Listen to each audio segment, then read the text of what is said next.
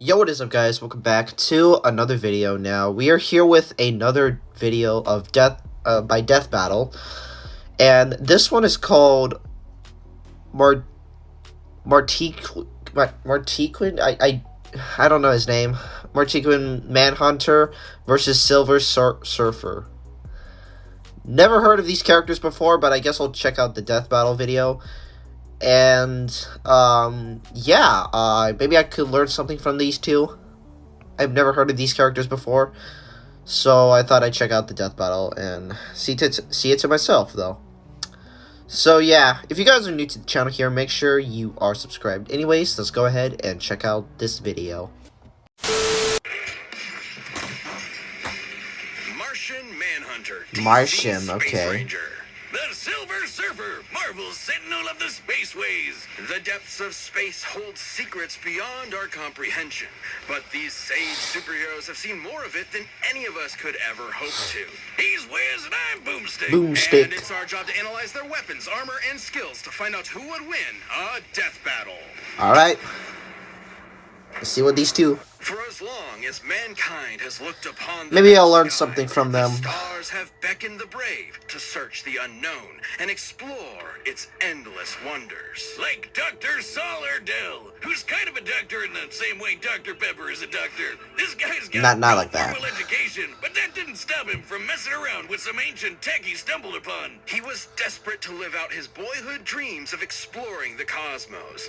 So with the tech's advanced capabilities, Erdell created a machine that would bring the cosmos to him. He pointed the machine at Mars, pushed a button, and hoped for the best.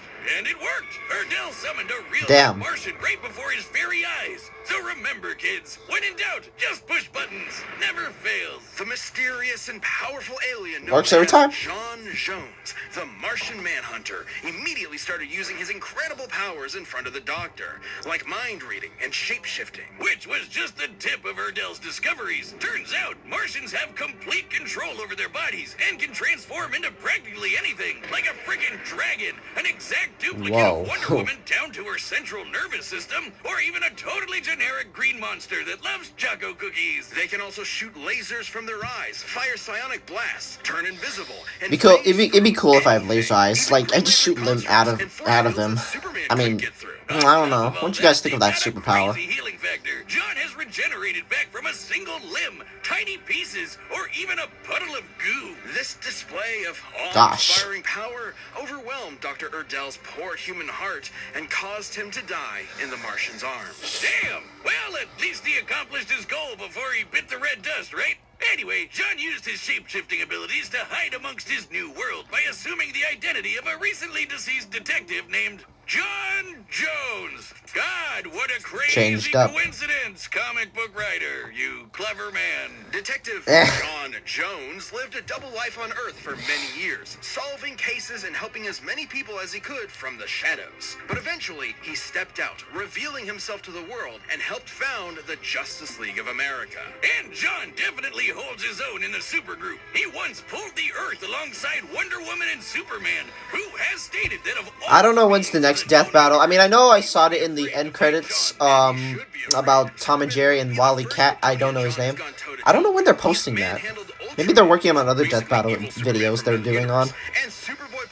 Who can shatter reality with his punches. I'm looking forward for a new season of Death Battle. Evil Superman from another universe. He took a blast from but I'm just watching the old ones and, so that I could keep you guys entertained. He's held his own against Darkseid, the manifestation of tyranny in the DC universe, and he's fast enough to catch up to Supergirl and Superman, who we know flies so fast he can burst the bonds of infinity. So basically, he's just as strong and just as fast as a bunch of crazy gods and demons. While Jean's strength and speed are obviously very impressive, it's also no secret that his greatest asset is his mind. He's one of the most... If you guys see me doing like this sound, I don't know if you guys can hear it.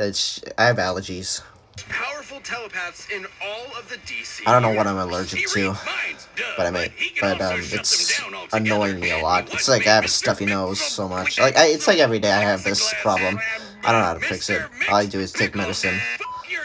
That's whatever. Anyway, he got him to subconsciously say his own name backwards, which God only knows because I can't say it forwards, which canceled out his powers. His psychic defenses were strong enough to protect the Justice League against a worldwide telepathic attack. And his ability to sense people's feelings is so strong, he can feel every sentient being in the entire galaxy. And he once out-thought Perpetua from the Omniverse. Who's that, you ask? Oh, just the freaking creator of the entire multiverse. She's basically the god of everything. Jean needed to connect his consciousness with everyone on Earth before Perpetua could catch up. He pulled this off by using his mental abilities within the span of Planck time. Literally the smallest possible measurement of time. In the time it takes you to count to 1, Jean could count to 1 and fly across the universe and back over 200 sextillion times. He out-thought God. He's a faster thinker than God. And it didn't end there. Jean took a punch from her and walked away with just a bloody nose. And when she disintegrated him into basically nothing, he regenerated back from a hit from God. Batman has said that in order to kill Jean for good, you would have to literally destroy every single atom in his body, one by one. God damn. If I didn't love alliteration so much, I'd say we change this guy's name to Martian Godhunter or something. He's basically invincible, right? Not quite. Jean is not without weakness. He has a very real vulnerability to fire. At times, it has completely overwhelmed him to the point where he loses control of his body. And not just literal fire either. Jean was once tricked into just thinking he was surrounded by fire, and that was enough for him. Like he melts in I don't know, in He's fought enemies with fire abilities and even taken hits from fire attacks, which leads me to believe the weakness, while potent and still able to cause real physical harm, is mainly psychosomatic. What are you doing? I heard what you said. Weakness to fire is just in your head. I'll be a living god! Another win in the mind column. Please don't do that. And to think there's a whole planet of these guys out there. Unfortunately, that's no longer the case. Before Dr. Erdel's strange experiment, Jean's own brother used the Martians' telepathic connection to each other against them, and the entire planet was plagued with Ronmir's curse. As long as they stayed telepathically connected, every Martian was vulnerable to a mental fire that would overwhelm them and burn them from the inside out. Which sadly worked very well, because the fear of fire is something Jean shares with his fellow Martians. Centuries earlier, the Guardians of the Universe, a group of immortal aliens who run the Green Lantern Corps, feared that the Martian race could become too strong. So they programmed the Martians with that genetic weakness to fire. Jean was able to survive the fiery curse by cutting off his mental connection to his people, including his family. Unfortunately, his wife, Myria, and their daughter couldn't live with the isolation, and he had no choice but to watch them give in and burn alive. Damn. Racked with grief and survivor's guilt, Jean was left to wander his homeworld by himself. His only solace being shape-shifting into his lost loved ones to convince himself they were still I know how it feels to lose someone you love. God. Jesus, John. That is so sad. That pain has undoubtedly shaped who Jean is. In fact, the trauma he held onto so tightly formed a literal spiritual connection with those lost souls. A telepathic connection so strong, it kept them from finding peace in an afterlife. Let me say that again. His grief and telepathy were so strong, he prevented an entire race of people from moving on to the afterlife. It wasn't until years later that John could return to Mars and release those souls by finally letting go. And not to forget them, but to embrace his new life and his new home. A place he would defend time and time again to make sure the Earth never suffers a fate similar to Mars. To experience all of that. To truly know what it feels like to be alone in the vast universe. The clips they use in this video don't get my video copyrighted or get this video blocked. Because, you know, they just clip these from TV shows and stuff. Manga's fine, but I don't know. Actually, no, comic books or whatever. Yeah. Sponsor. Death Battle is sponsored by One Piece on Netflix. I already seen it, so I don't have to. I mean, freaking ad. I already seen the live action One Piece on Netflix, so I'm not a One Piece fan though. So yeah. Don't mind. I don't mind watching it though.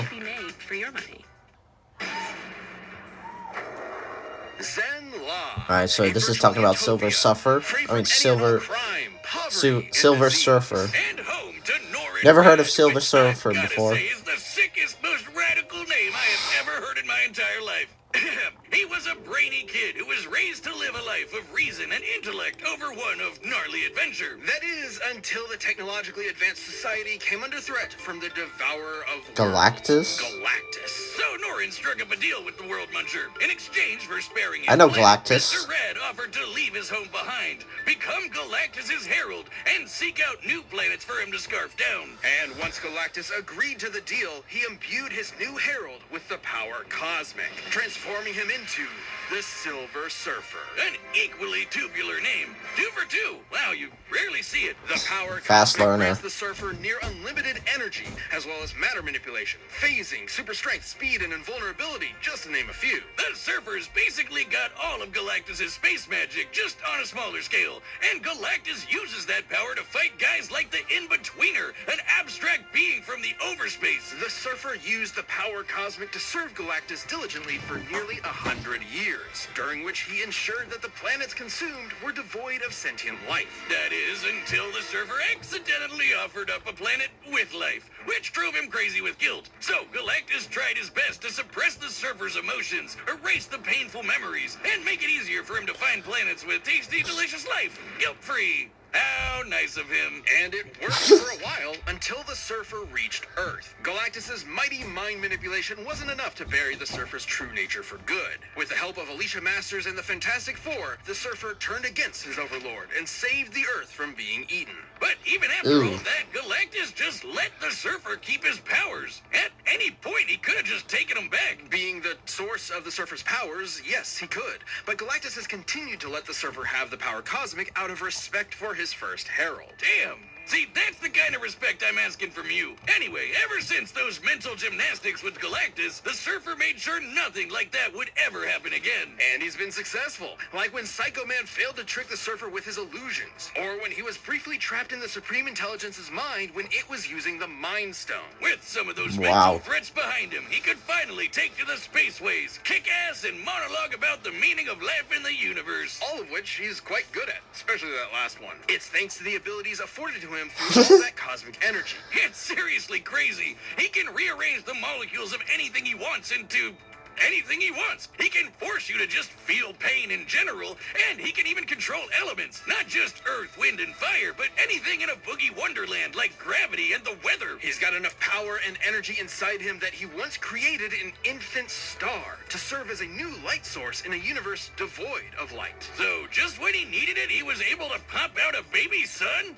That's convenient. That's the power cosmic. But we can't forget about the sick board he shreds the stars with. This thing's basically an extension of himself. He can transform it into a sweet sword or into pure cosmic energy. And if it breaks, he can just form a new one. On his board, the Surfer traveled at incalculable speeds on multiple occasions. He can fly faster than Thor, and even once flew so fast he reached the future. Even without his board, he once broke free from energy shackles that would zap away his power within the next nanosecond.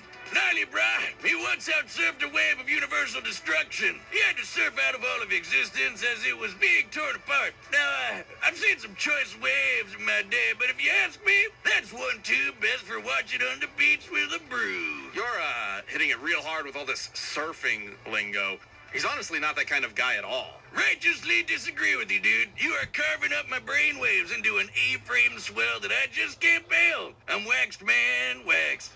The Silver Surfer is a tragic figure who is always weighing his choices through every angle of morality. Like when he set out to destroy the new host of the Star Brand, an energy source that grants his wielders virtually infinite power, capable of wiping out all life on Earth. The Star Brand seems to choose a new unknowing host. There is so much to learn about this guy. The most evil person to ever exist. But despite that threat, the Surfer spared the new Star Brand once he found out she was carrying a child. He decided to bear the weight of any potential consequences on his own shoulders, instead of squashing any and all hope that the child would use that power for good. I get it. He's a righteous dude on a surfboard. Exactly. And in the Surfer's case, a keen sense of morality also comes with a keen sense of his surroundings in general. He can see enemies even when they're invisible, and can sense incoming threats, to the point where he can sense someone approaching approaching even before they've left their own home. He can also absorb energy his Wow. opponents throw at him. Anything from psionic energy to a freaking star. The surfer can even do it when he's on death's door. Hey, Wiz, what do you think the doormat on death's door says? Probably like, knock him dead, right? I don't... What are you talking... Now, it does take a lot to get the surfer to death's door. He's taken a blast from the Infinity Stones, survived being smashed into pieces, crashed into the Big Bang, and played catch with the star. He caught it and then threw it right back at that punk Deadpool. Ha! I hope you like a big ball of gas in your face, you tool. Reed Richards, the smartest man alive, has said that the surfer is probably the most powerful being in all the galaxy. And even after years spent drifting through the galaxy, he's still built strong bonds, like with the Fantastic Four, the Defenders, and with people like Dawn Greenwood. But somehow, he always ends up alone in space, searching for answers, searching for beings that need his help, searching for something that could replace the home that he lost all those years ago. Only to be weighed down by the guilt of his servitude and the pain of his sacrifice, which was ultimately done in vain. Cause it doesn't seem to matter what the surfer does. Zenla is destined for destruction. At this point, his home world has been destroyed 4 times over. Despite it all, this tragic hero still manages to take everything in stride as he surfs the stars and fights tirelessly to preserve every being's right to live. Okay. This episode is sponsored by Shady Ray. The data through all the Shades rated 5 stars by over 250,000 people. All right, the combatants are set, and we've run the data through all possibilities. It's time for a death battle! All right. I don't know who'd you vote on, but I guess I'll go with Silver Surfer. Silver Surfer. I've never seen anything quite like this. I assumed your journeys would have made you rather familiar with places like this, Nolan Rad. Or should I say, Silver Surfer? Now, I'll vote for him, tell me why I you guess. have summoned me here. Enough. Mind over manner. What are you hiding?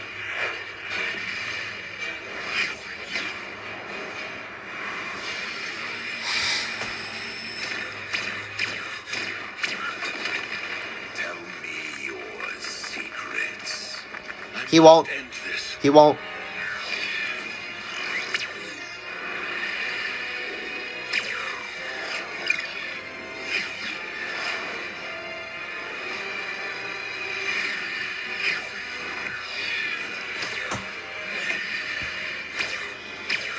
It'd be cool if I have a power where I can go through things. There's no use in hiding. I can feel your presence.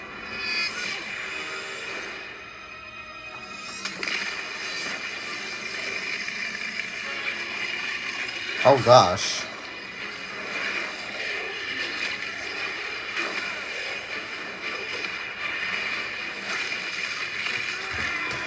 Oh!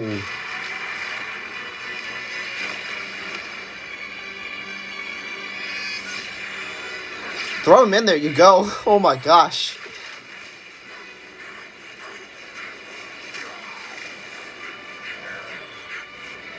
Nothing can best Martian. Fighting inside the sun. Your will is admirable, but will alone is not enough. Feel the pain.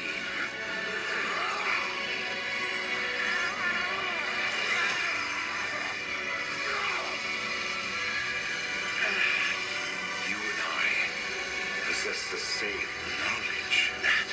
That only one of us can survive, and we know not why. I hope you can live with the uncertainty. Victory comes with no certain satisfaction. I may never know why we were made to fight. If violence is ever truly justified, but perhaps there is something worthy in the battle. Myria.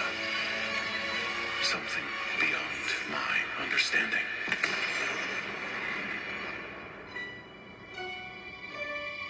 KO there. Wait. Oh wow, he defeated him. KO! Whiz, what the hell are we doing? Why are we forcing such beautiful souls to fight to the death? Both the Silver Surfer and the Martian Manhunter were two extraordinarily powerful beings. Well, that was a 1 minute. How long was it? Is that a 1 minute death battle there? What the frick? They could throw at each other. They could both phase through objects, rearrange molecules, and regenerate their own bodies. But arguably the biggest thing on the Martian Manhunter's side was his formidable telepathy. The Surfer has had his memories erased and his emotions manipulated by Galactus. So it would stand to reason that Jean could pose a mental threat to the Surfer. But the Surfer has resisted mental attacks many times. When Psycho Man played on the Surfer's guilt and pretended to be his lost love, the Surfer saw right through it, and he escaped the Supreme Intelligence's mind when it was using a frickin' Mind Stone. These two could have gone toe-to-toe around the universe for a long time. But when it came down to it, the question was, who had the power to put the other down for good? They both have some serious healing factors and have come back from basically nothing. But if ending Martian Manhunter meant destroying his every atom one by one, the Surfer has He had to end it. that happen thanks to the seemingly endless well of energy that is the power cosmic. It's truly an overwhelming source of unlimited power. And outside of Galactus stripping the power away from him, the Surfer is never without it. It's like a battery. Even if Jean could drain all of the cosmic energy, the Surfer can just recharge it. And he's used that power to destroy planets, defeat Galactus-level threats, and can basically accomplish anything with it. While both of these philosophic heroes tend to hold back out of a respect for life, there's obviously no holding back here. And the depth of Silver Surfer's abilities gave him the win. This Martian was harsh in his mellow, so the Surfer had to wave goodbye. Bodacious Cowabunga Hang 10 Ninja Turtles. The winner is the Silver Surfer. Alright. Thanks for watching. Stay tuned. We have a new death battle releasing every 2 weeks this year. Okay, so yeah, that was the death battle there, and I thought it would be longer. How long did it last? It only lasted 3 minutes, but them fighting was just only 2, and the parts that were in the office was just a little eh. But yeah, it was okay. It was an okay death battle there. So yeah, if you guys do make it to the end of this video here, I really appreciate it. I got a lot of death battle videos that I have to go through, and yeah, there were so many I have to go. Yeah, look at all this. I have so many death battles, and I think some were good choices, some were like I'm curious to see. But I don't know what you guys think. Like, I don't know what death battle videos you guys want to come up with, like random characters, but you gotta write you gotta write every single one of them, what like analyze their power, possibility, skills, or whatever they got, and find out who would win. That's a lot of work there. That's so much work there. So yeah, that's all I gotta say. So if you enjoy this reaction here, make sure to drop a like and subscribe to the channel here, and I'll see you guys in the next video. Peace out.